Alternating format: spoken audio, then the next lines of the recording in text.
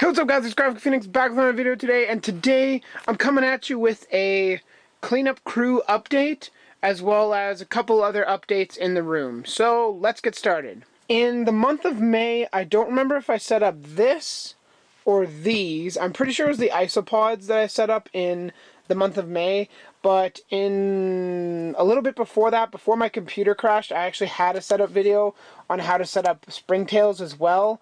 And unfortunately, that one didn't really end up panning out just because I lost my computer, essentially. RIP computer 2016. So a couple of the subscribers demanded, that sounds very controlling, but demanded that I do an update video on the feeders, so that's what I'm going to do right now. These are the springtails. I started this culture with only a few springtails in here.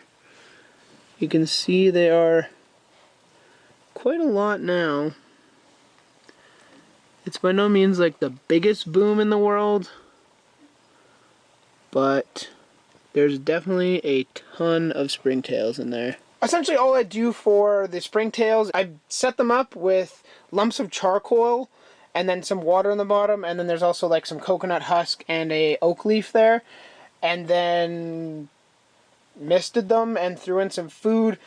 For food, you can use grains of rice, you can use basically anything that will kind of mold. What I've been using recently is a combination of bug burger from Rapashi, just tiny little chunks I throw in there. I also use this mix from Jungle Jewel. I'm not exactly sure what it is. It seems like maybe some spirulina, some like powdered sugar almost. I don't know. It's just whatever they made up. So it's working, it seems to be working. They're growing quite large, and they're doing very, very well.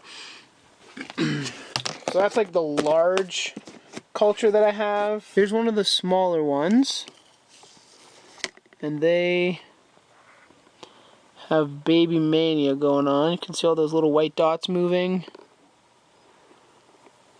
So they're doing very well as well. Looking very nice. And this is like the oldest culture. This is basically what I started this top culture with, is these guys. You can see when you breathe, they all jump. It's funny. Those are the springtails. And I actually did have a third culture of these guys, but unfortunately, it was overrun by mites. I don't know what kind of mites they were, but it was overrun by mites, and it completely killed. There was not one springtail left in there. It was just a bajillion mites. So I actually threw it in the baby tank up there, and then they went at it. I don't know exactly how many they ate, or if they ate any really, but I ended up just throwing away the whole culture.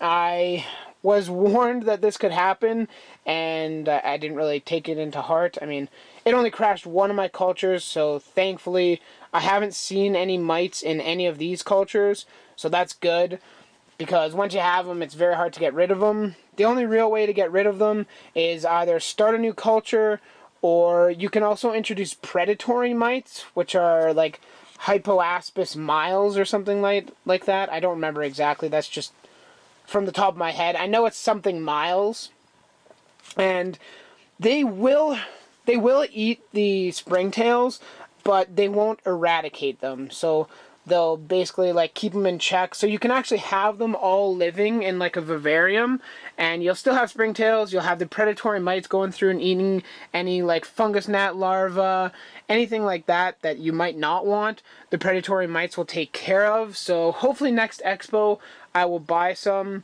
They were at the last expo with Stargazer Exotics, but I don't know, I just never bit the bullet. I should have. But enough with the springtail talk. Just warning you guys about that. We'll move on to isopod talk. Hello, fam? There's some in there. This is the white isopods. They are... Oh, there's some around by the food. You can see that white guy there. Another guy coming out there. Yeah, you can... Okay, here they come. Now they're starting to mosey around. When you just stir them, they just go like numb. Like they just drop to the ground and stop moving. So this is the white culture. I started off with maybe 10 or 15, and while it isn't like at a point where I could start making mini cultures and like selling them or reproducing them, they are definitely growing in population. I started with probably like 15 isopods in here, and it's definitely growing a considerable amount. So I'm super, super happy with that. Very nice to see. They're set up, I'm pretty sure I did it on this, so I'll link it somewhere, hopefully up there, if I remember. And you guys can go see exactly how I set it up. Very quickly, it's basically just a Tupperware container. These are oak leaves, some cardboard, and coconut husk. I guess I should mention, as you can see in here, I also feed them bug burger. They seem to like it pretty well. I did get this like custodian food essentially, from Stargazer Exotics, and it's supposed to be for like isopods and things. I haven't switched to using it yet. I will end up giving it a try pretty soon here, but I'm gonna let this one, like this amount of food, dissipate before I do so. We have the brown isopods. These are all tropical isopods. They're not temperate. You can see there's quite a few of them zipping around. These guys, from what I've seen, have been a lot more prolific. They are definitely more in here. I started with maybe, again, like 10, 20, something like that. And they've grown a lot. In something this big, it's not always recommended to go from just a tiny, tiny culture to something this size. Because while they have a lot of room, they're this big. They don't need that much room to live, really. In theory, smaller enclosure would be better, just because they'd be able to find each other for breeding and be where the food is easier. Like, the food isn't spread out over such a large surface area. But regardless, it's holding up. So these guys are breeding really, really well. You can see there's a bunch in there. You can see there's some moving parts. There's one. They're so cool. They're hilarious. I'm hoping to find some other ones. I know... actually, I don't know if I'm supposed to say it. Never mind. I know there's some other species in Calgary, and I've been looking to get some of those eventually if they start breeding. These guys actually have food as well. You couldn't see it, but it's down there. It's very dark. If I moved into a lighter area, it might be easier, but there you go. As for like the cleanup crew, that essentially does it. It's kind of all you need to know. As you can see, they were started on May 23rd, 2016, so these were definitely the ones I made in May Madness. So now that we're finished updating you about the isopod cultures, maybe I should go into what's behind it. This is egg crate or light diffuser or whatever you want to call it.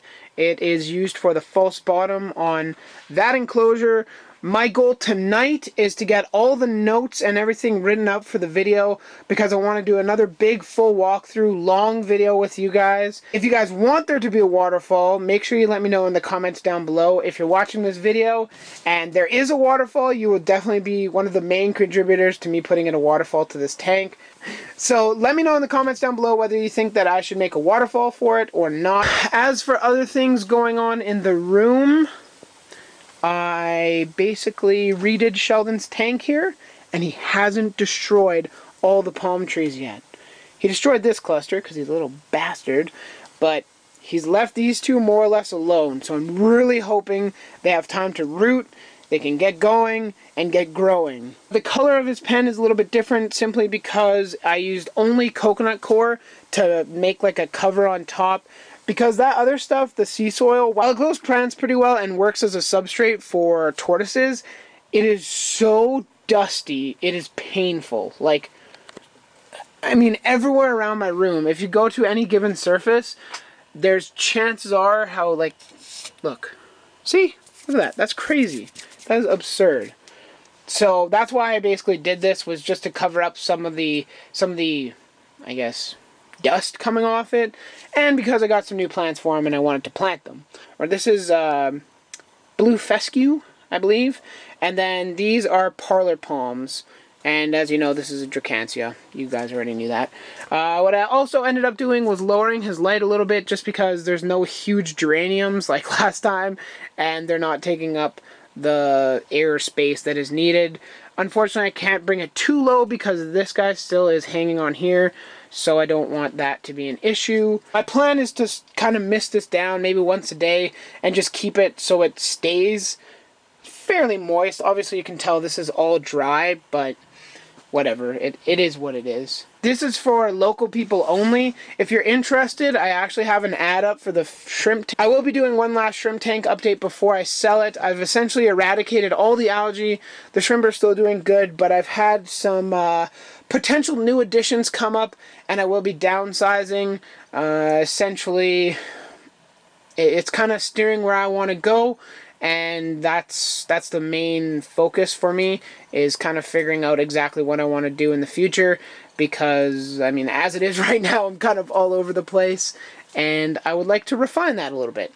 But the shrimp tank is for sale. You can message me on my Facebook page, here on YouTube, wherever you want, and I will get back to you on that. As you guys still know, these guys, the babies, are still for sale. For local people, they'll be $60, and I'll give you deals on multiples. So if you're buying 3 or 4, then I'll give you some deals on them. So keep that in mind. If you're local, by all means, hit me up.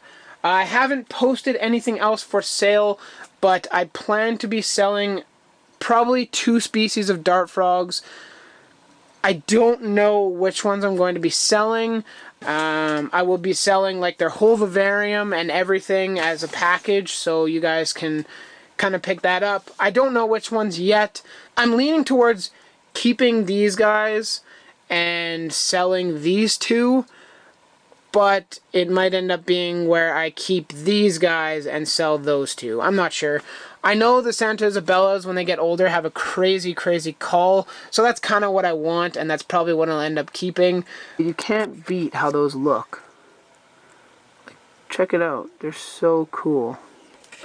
That's why I love them. I don't know. It's really hard to do, but there's a couple animals that came up for sale, and I definitely want to take them. So I will be doing some heavy thinking in the coming future, and if you guys have any suggestions or want some input, like to give me some input on what I should keep, then by all means let me know. What would you keep? I'm definitely no question keeping the Aratus, and out of these 3, the Santa Isabellas, the Reticulatas, and the Imitator Chizutas. Let me know what you think I should keep.